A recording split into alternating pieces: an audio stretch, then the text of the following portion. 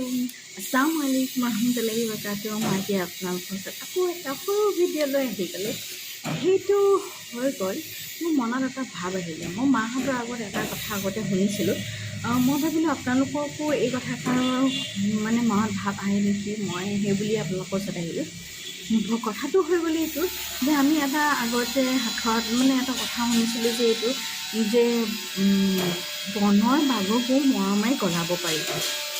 এই কথাষাৰ মোৰ মানে অলপ বেলেগ ধৰণে লাগিলে। যদি বনৰ বাঘকো মৰমাই গলাব পাৰি, আমি যাৰ লগত নিকাহ কৰিছোঁ সিহঁতো বনৰ বাঘ নহয়, সিহঁতো ক'ব গ'লে ঘৰচীয়া জন্তুৱে ক'ম ন।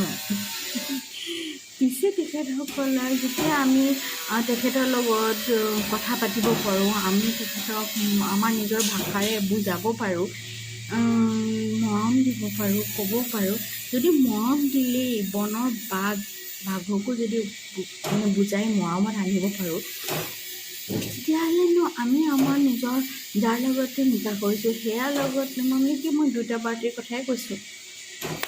দুখন হাত মিলিয়ে যদি তালি বাজে, তেতিয়াহ'লে দুইখন হাত নিমিলে কিয়? দুইখন হাত মিলিলেই যদি আমাৰ নিকাহত প্ৰব্লেম নাহে, ইটোৱে সিটোক আমি নুবুজোঁ কিয়?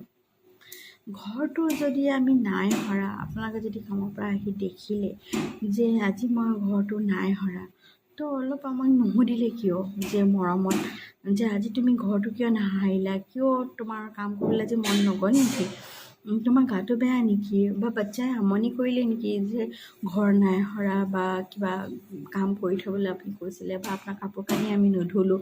তো আপুনি এই বস্তুটোৰ ওপৰত এবাৰ ভাবিব লাগে। চিধা আহি গালি পৰাটো বহুত বেয়া কথা।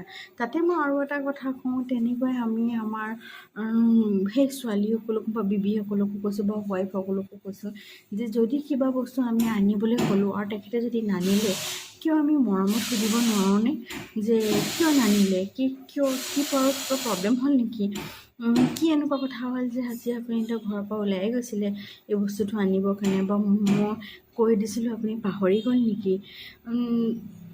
এনেকুৱা কথা দুটামান পাতিলে মানে কি হৈ যায়, চবৰে দুটা মৰমেই যদি আমি আঁকোৱালিব পাৰোঁ, তেতিয়া আমি মৰমেই দিওঁচোন।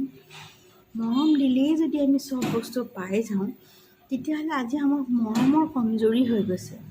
মৰমৰ কমজুৰি হোৱাৰ কাৰণে আজিকালি ইমান অদ্ভুত কথা হৈছে যে মিনিটত নিকাহ কৰে আৰু মিনিটত এৰি দিয়ে। এইটো কিমান ডাঙৰ গুনাহ। অকল মিয়া বিবিৰে গুনাহ নেকি?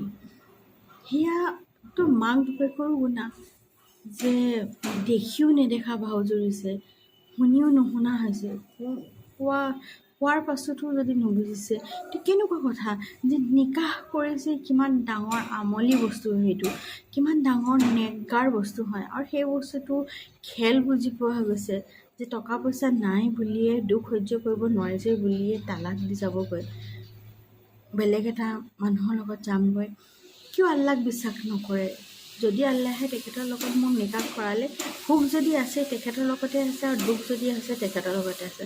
অলপ ধৈৰ্য ধৰিলেইতো হ'ব।